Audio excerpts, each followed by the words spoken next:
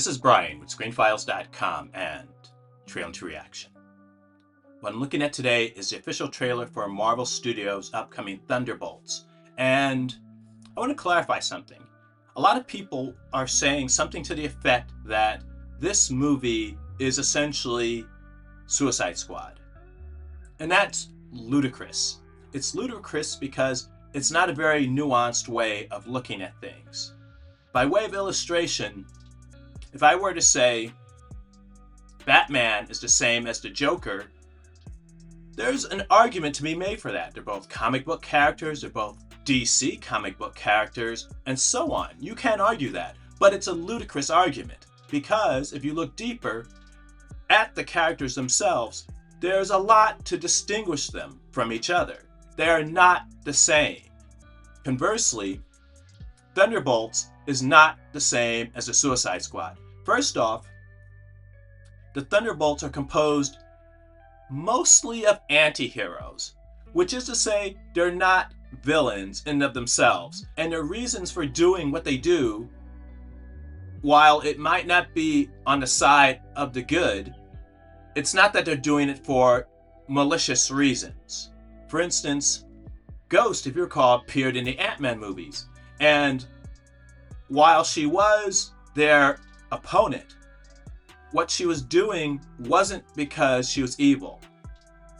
Taskmaster, who appeared originally in Black Widow, not evil. She was against Black Widow, but what she was doing was not because she was evil. Winter Soldier, once again, not evil, brainwashed. USA Agent, not evil. So you see the difference right there. There are no, Red Guardian, lovable, definitely not evil. So you see the difference already. There are no criminals in Thunderbolts. Now, a lot of that has to do with the portrayal of characters in Marvel movies in general, which is to say they tend to be various shades of gray more often than not, as opposed to directly evil. And that's not to say that there aren't evil characters, only that most of the ones depicted are nuanced and have reasons for what they do, which doesn't make them evil. You may not agree with their position, but it doesn't make them evil.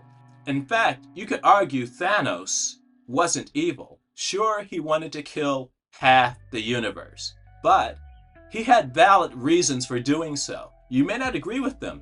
You may think that's monstrous, and that's valid as well. But you can't argue with the logic of his position. It was twisted, sure, but it was logical.